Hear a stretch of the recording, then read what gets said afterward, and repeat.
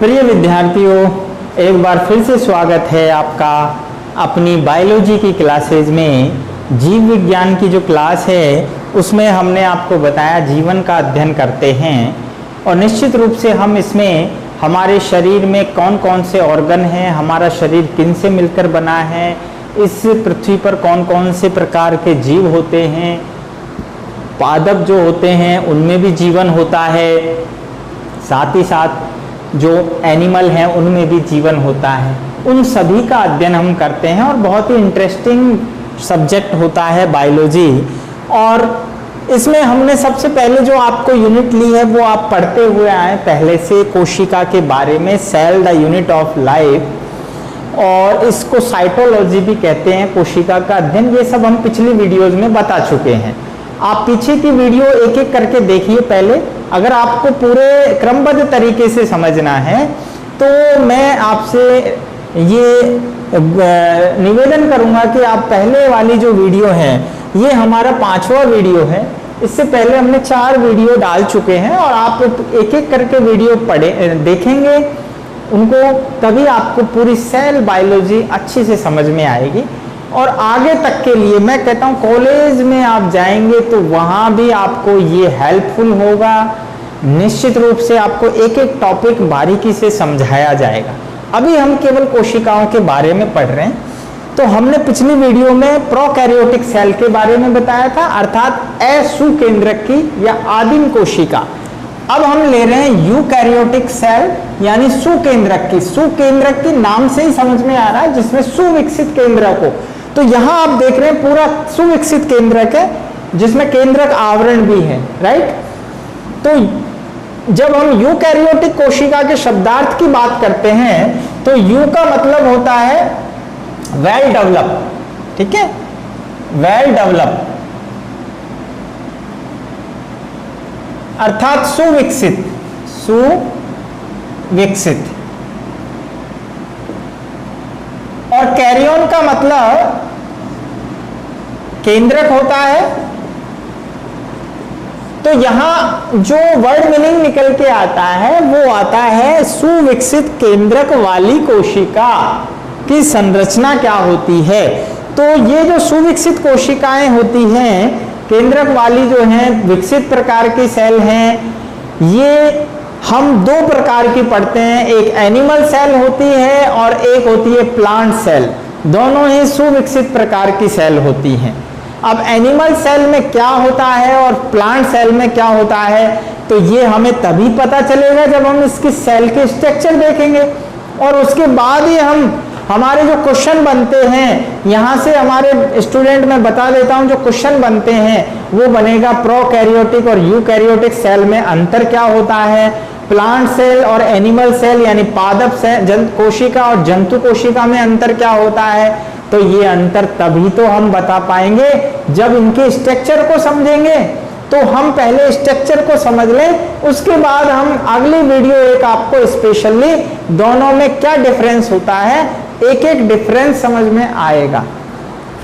तो plant cell बाद में लेंगे, पहले हम एनिमल सेल्स को लेते हैं। यूकैरियोट्स में जो एनिमल सेल होती है, आप जानते हैं एनिमल जो सेल है वो एक जंतु कोशिका का जो चित्र है उसकी संरचना हमने आपको दिखाई है।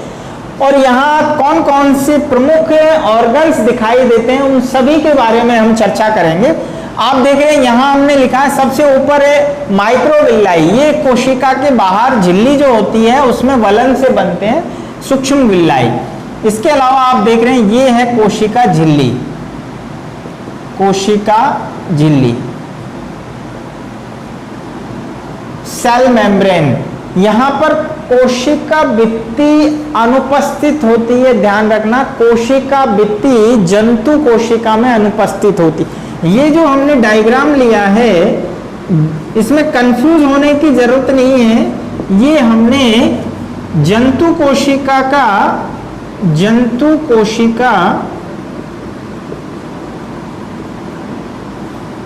की संरचना,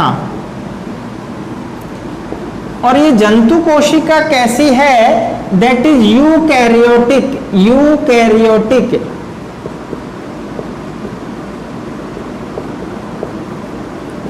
तो ये बात क्लियर होनी चाहिए। यहां पर हम देख रहे हैं ये साइटोप्लाज्म है जिसको हम कोशिका द्रव कहते हैं, कोशिका द्रव्य। यहां एक एक करके हम लेते जाएंगे। ये आप देख रहे हैं, देखिए ये क्या है, ये जाल के समान जो संरचना नजर आ रही है ये है अंतःप्रद्रव्य जालिका, अंतःप्रद्रव्य जालिका या जाल भी कह देते हैं, एंडोप्लाज्मिक रेटिकुलम। अब एंडोप्लाज्मिक रेटिकुलम दो प्रकार की होती है, आपने ध्यान से देखा हो तो आप देख रहे हैं एक एंडोप्लाज्मिक रेटिकुलम वो होती है जिस पर दाने होते हैं, और ये दाने वास्तव में किसके होते हैं, ये राइबोसोम के कण होते हैं। किसके कण होते हैं, ये राइबोसोम के। और राइबोसोम कण जिस पर होता है वो वाली अंतःप्रद्रव जालिका कैसी कहलाती है, वो खुरदरी अंतःप्रद्रव जालिका या रग एंडोप्लाज्मिक रेटिकुलम कहलाती है। खुरदरी अंतःप्रद्रवी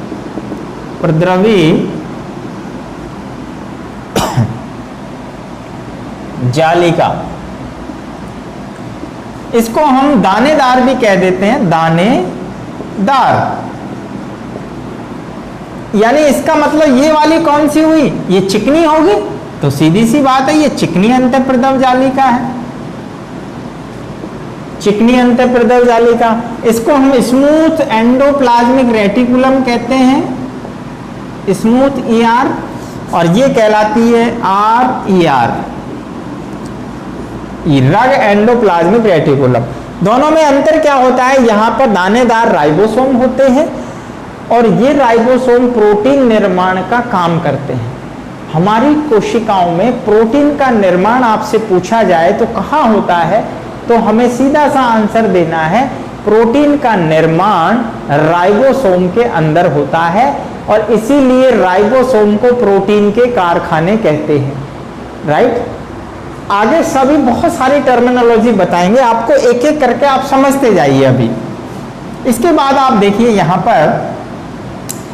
पर हम देख रहे हैं ये क्या है, केंद्रक आवरण। क्या है ये, केंद्रक आवरण, केंद्रक आवरण।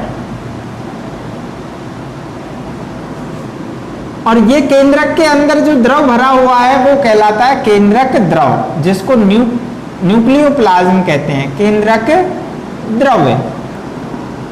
यहां पर आप देख रहे हैं केंद्रक छिद्र होते हैं, केंद्रक छिद्र, केंद्रक छिद्र। इसके अलावा आप देख रहे हैं केंद्रक में एक गोलाकार स्ट्रक्चर नजर आती है, ये गोलाकार स्ट्रक्चर कहलाती है केंद्रिक, केंद्रिक न्यूक्लियोलस, और इसी से गुणसूत्र जुड़े रहते हैं। गुणसूत्र आप देख रहे हैं ये यहां पर, जिसको हम क्रोमेटिन जाल कह देते हैं, क्रोमेटिन जाल। और ये क्रोमेटिन जाल ही आगे चलकर जब कोशिका विभाजन होता है तो गुणसूत्रों का निर्माण करते हैं। तो ये जो सारा हमने नामकरण लिखा है ये वास्तव में किसका है, ये केंद्रक का। किसका है ये, केंद्रक के, न्यूक्लियस। अब आप कहेंगे कि इस वाले केंद्रक में और जो हमने पिछली वीडियो में पढ़ा था प्रोकैरियोट के केंद्रक में क्या अंतर है, बहुत बड़ा अंतर है। आप देख रहे हैं इस केंद्रक के चारों ओर केंद्रक आवरण है और ये दोहरी झिल्ली का आवरण है, ठीक है, दोहरी झिल्ली का आवरण है, और बीच में इसमें परिकेंद्रकीय अवकाश होता है दोनों झिल्लियों के बीच में। इसके अलावा आप देख रहे हैं कि केंद्रक के अंदर केंद्रक द्रव भरा होता है, और इस द्रव के अंदर बीच में एक गोलाकार स्ट्रक्चर है जिसको फोंटेना ने खोजा था, जिसको कहते हैं केंद्रिक न्यूक्लियोलस। और इस केंद्रिक से जुड़े हुए गुणसूत्र यानी क्रोमेटिन जाल होते हैं। और हम आगे पढ़ेंगे ये क्रोमेटिन जाल में दो प्रकार के क्रोमेटिन होते हैं, हेटेरोक्रोमेटिन और यूक्रोमेटिन। और ये यहाँ से जुड़कर गुणसूत्रों का निर्माण करते हैं जब कोशिका विभाजन होता है। कोशिका में जब सेल डिवीजन होता है तो ये जो क्रोमेटिन जाल है इसका बहुत महत्वपूर्ण रोल होता है, यही आगे यानी कंसंट्रेट संघनित होकर गुणसूत्रों का निर्माण करता है। ये जो गुणसूत्र हैं ये वास्तव में इस क्रोमेटिन जाल से ही बनते हैं। तो ये अलग अलग अवस्थाओं में रहता है, कब ये गुणसूत्र बनता है, कब ये क्रोमेटिन जाल बनता है, ये सब हम देखेंगे कोशिका विभाजन की विभिन्न अवस्थाओं में। क्लियर? तो ये केंद्रक के बारे में था। केंद्रक आवरण है, केंद्रक द्रव है, केंद्रक छिद्र होते हैं, आप देख रहे हैं इसमें छिद्र होते हैं।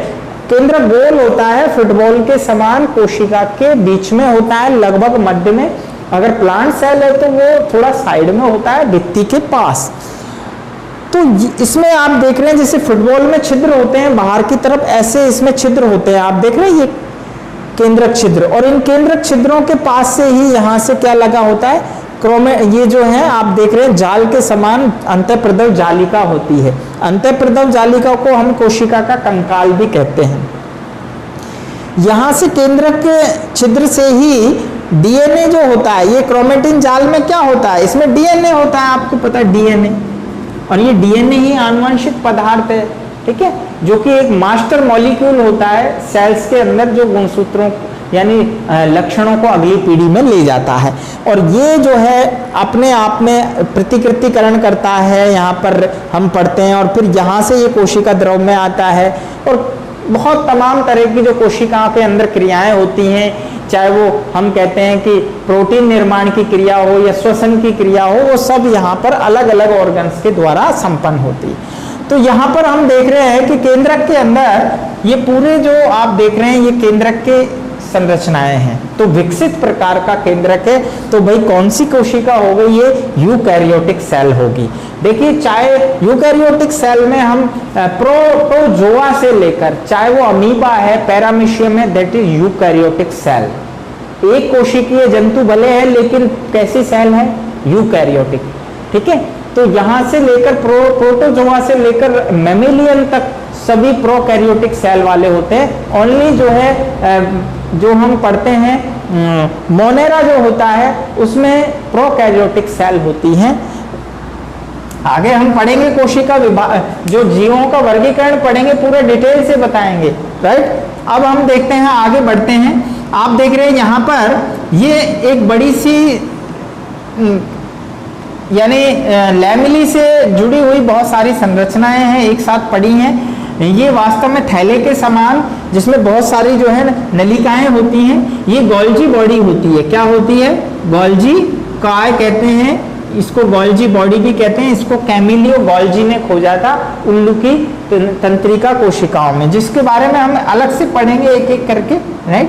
तो ये गोल्जी काय है वो विभिन्न एंजाइम्स का स्राव करती है, क्योंकि ये स्रावी कोशिकाओं से बनती है। और हम पढ़ेंगे ये आगे चलकर, जो 12th क्लास में हम देखेंगे, जो युग्मकों का निर्माण होता है, स्पर्म शुक्राणु के अंदर एक संरचना बनती है उसके छोर पर, जिसको हम कहते हैं एक्रोसोम। तो उसको बनाने का काम करती है, क्योंकि इसमें स्रावी एंजाइम है, ये अपघटन का काम भी करती है। और आप देख रहे हैं ये जो पुटिकाएं नजर आ रही हैं यहाँ पर, इससे लाइसोसोम का निर्माण होता है। लाइसोसोम इसको डी डवे ने खोजा था, लाइसोसोम को डी डवे ने खोजा था। और ये जो है इसमें भी जल अपघटनीय एंजाइम होते हैं, आप देखते हैं इनको सुसाइडियल पाउच भी कहते हैं, क्योंकि ये आत्मघाती थैलियां कहलाती हैं। इसके अंदर अपघटनीय एंजाइम है जो पाचन में मदद करते हैं। इसके अलावा आप देख रहे हैं ये सूक्ष्म नलिकाएं, आप देख रहे हैं ये कहलाती है माइटोकॉन्ड्रिया, दैट इज माइटोकॉन्ड्रिया। और माइटोकॉन्ड्रिया सूक्ष्म कणिकाएं, जिनके बारे में हमने पहले भी बताया था कि बेंडा और जो है इन्होंने इसको नाम दिया था।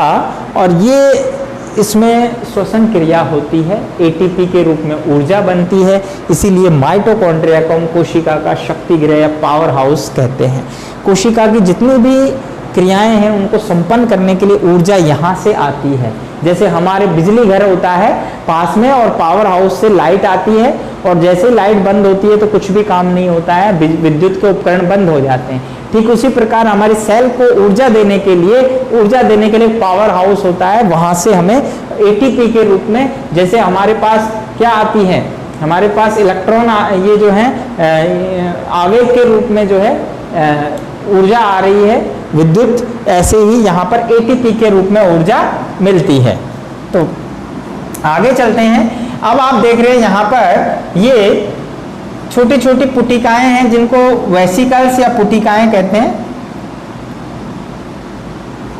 इसके अलावा एक यहाँ आप झिल्ली के अंदर देख रहे हैं, ये झिल्ली के जो है एक प्रकार से उत्पाद भी कह सकते हैं हम इनको, ये डेस्मोसोम होते हैं, डेस्मोसोम। ये जीव द्रव्य तंतु कहते हैं हिंदी में। दो सेल्स, यानी अब आप देख रहे हैं दूसरी सेल यहाँ होगी तो दूसरी सेल से जुड़ने के लिए ये काम करते हैं, डेस्मोसोम या जीव द्रव्य तंतु। इसके अलावा आप देख रहे हैं यहाँ पर एक ब्लैक रंग की जो स्ट्रक्चर नजर आ रही है, दैट इज तारक काय, तारक काय। और इस तारक काय में आप देख रहे हैं दो तारक केंद्र होते हैं, और ये तारक केंद्र क्या काम करते हैं, जब कोशिका विभाजन होता है तो ये स्प्लिट हो जाते हैं और तारक केंद्र एक इधर आ जाता है एक इधर, और दोनों से तर्कु तंतु दैट इज स्पिंडल फाइबर बनते हैं। जैसे आप देख रहे हैं ये केंद्रक है, एक तारक केंद्र यहाँ आ गया एक यहाँ आ गया, तो यहाँ पर क्या होगा, ये तर्कु तंतु बनाएंगे, ठीक है, इधर से भी तर्कु तंतु बनेंगे, और यहाँ जो गुणसूत्र होंगे वो इस पर जुड़ जाएंगे, इस पर जुड़ जाएंगे यहाँ पर, और फिर अपन मेटाफेज एनाफेज जो अवस्थाएं, मेटाफेज अवस्था में, तो यहाँ इनका कार्य होता है कोशिका विभाजन। माइक्रोविल्लाई दो सेल्स को जोड़ने में मदद करते हैं, ठीक है। बाहर आवरण कोशिका झिल्ली है जो कि वसा और प्रोटीन की बनी है। एक बार फिर से देख लेते हैं। मोटे मोटे रूप से लगभग हमने सभी जो है कोशिकांग और कोशिका की जो संरचना में जो हमें भाग नजर आ रहे हैं उनके बारे में हमने लेबलिंग कर दी है, और उन्हीं के बारे में हम थोड़ा थोड़ा एक बार फिर से देख लेते हैं। ध्यान रखना और भी बहुत सारे ऐसे ऑर्गन्स होते हैं जो यहाँ हम नहीं दिखा पा रहे हैं क्योंकि पूरे जो है बोर्ड भर चुका है, लेकिन फिर भी हमें समझना है सभी को ध्यान से। अगर हमें सेल के स्ट्रक्चर को समझना है, किसी भी एनिमल सेल की अगर स्ट्रक्चर पूछी जाए तो आप एक डायग्राम अपने माइंड में सेट कर लीजिए और इसी को आप बनाएंगे। तो देखते हैं, सबसे बाहर की तरफ कोशिका झिल्ली होती है जो कि वसा और प्रोटीन की बनी है। कौन कौन से इसके मत हैं, इसकी स्ट्रक्चर पूरा डिटेल से अपन पढ़ेंगे अगले चैप्टर के अंदर। झिल्ली के अंदर जो द्रव भरा होता है उसको हम कोशिका द्रव कहते हैं, साइटोप्लाज्म कहलाता है। इसके अलावा आप देख रहे हैं कोशिका के अंदर यहाँ पर आप केंद्रक के बाहर की तरफ ये जाल के समान स्ट्रक्चर नजर आ रही है, इनको हम जो है अंतःप्रदव जालिका कहते हैं। दो प्रकार की होती है, चिकनी और खुरदरी। खुरदरी में राइबोसोम कण होते हैं जो प्रोटीन में मदद करती हैं, जबकि चिकनी होती है वो वसा का संचय करने में मदद करती है। इसके अलावा आप देख रहे हैं बीच में बड़ा सा केंद्रक है, ठीक है, और केंद्रक के अंदर एक और केंद्रक होता है जिसको केंद्रक का केंद्रक भी कहते हैं, दैट इज केंद्रिक यानी न्यूक्लियोलस। तो यहाँ पर केंद्रक में अलग अलग भाग हैं, केंद्रक बाहर आवरण है, केंद्रक द्रव है, क्रोमेटिन जाल होता है, न्यूक्लियोलस है। ये केंद्रक के अंदर सुविकसित पूरे ऑर्गन्स होते हैं जो कि प्रोकैरियोट्स में नहीं होते। इसके अलावा आप देख रहे हैं यहाँ पर ये गोल्जी काय है, माइटोकॉन्ड्रिया है, पुटिकाएं हैं, ठीक है, लाइसोसोम है। इसके अलावा यहाँ तारक क्या है। रिक्तिकाओं की हम बात करें तो जंतु कोशिका में रिक्तिकाएं ना के बराबर होती हैं तो बहुत छोटी होती हैं। तो आज हमने देखा कि यूकैरियोटिक सेल्स की जो स्ट्रक्चर होती है उसमें लगभग सभी प्रकार के विकसित कोशिकांग मौजूद हैं। आपको बताया सभी मौजूद हैं। आप देख रहे हैं गोल्जी काय है, माइटोकॉन्ड्रिया है, लाइसोसोम है, तारक काय है, सभी केंद्रक पूर्ण विकसित है। सबसे बड़ी बात जो है, जो बेसिक डिफरेंस करती है यूकैरियोट्स और प्रोकैरियोट्स, सुकेंद्रक कोशिका और असुकेंद्रकी कोशिका। तो ये बात मैं समझता हूँ सभी क्लियर हो गई हैं। आगे की वीडियोस में हम और डिटेल से पढ़ेंगे, बहुत सारी वीडियो और लेकर आएंगे आपके लिए। देखते रहिए लगातार हमारा एपीएस ऑनलाइन चैनल जो है इसको आगे शेयर कीजिए। आप जितने भी जो आपके बायोलॉजी और जो अन्य सब्जेक्ट कोई भी चाहे मैथ वाला हो, सारी वीडियोस आपको हमारे चैनल पर मिलेंगी। हम लगातार अच्छे से अच्छा कंटेंट्स लेकर आपको जो है आ रहे हैं, सभी पूरी मेहनत से। ज़रूरत है आपके कमेंट्स की, आप लगातार देखिए वीडियो और हमें कमेंट करिए ताकि हमारा हौसला बढ़े, और आपके कमेंट्स हमारे लिए बहुत मायने रखता है। तो आज की वीडियो के क्वेश्चंस मैं आपसे पूछ रहा हूं, आपको हमें जवाब देना है। मैं हर वीडियो में क्वेश्चन पूछता हूं, आपको कमेंट में उसका आंसर देना है, ताकि हमें लगे कि आप देख रहे हैं और हम और अच्छा। अगर कोई क्वेश्चन है तो आप उसको टाइप कर सकते हैं कमेंट में, आपको तुरंत जवाब मिलेगा। पहला क्वेश्चन मैं आपसे पूछ रहा हूं, जो यूकैरियोटिक सेल है उसमें तारक काय का काम बताइए। तारक काय का कार्य। तो अभी जैसे आपको बताया था तारक काय क्या काम करता है, ये आपको बताना है। नेक्स्ट,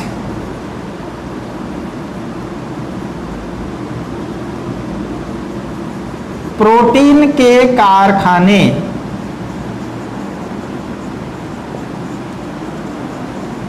किस कोशिकांग को कहते हैं?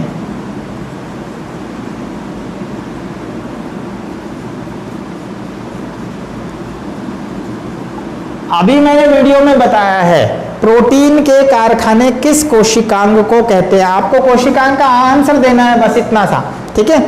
इसके बाद नेक्स्ट है, आत्मघाती थैलियां किसे कहते हैं? मैं समझता हूं बहुत इजी से क्वेश्चन है, लेकिन बहुत इंपॉर्टेंट है बेटा, बहुत इंपॉर्टेंट क्वेश्चन है। तो वीडियो काफी बड़ा हो जाएगा। 3 क्वेश्चन से एक बार फिर बोल रहा हूं, तारक काय का कार्य बताना है, प्रोटीन के कारखाने किसे कहते हैं, किस कोशिकांग को कहते हैं, और आत्मघाती थैलियां किसे कहते हैं। कोशिका में आत्मघाती थैलियां, सुसाइडियल बैग किसे कहते हैं, राइट। आगे क्यों कहते हैं ये सब हम आगे डिटेल से पढ़ेंगे। तो आगे देखते हैं, लगातार आप देखते रहिए। मिलते हैं नेक्स्ट वीडियो में।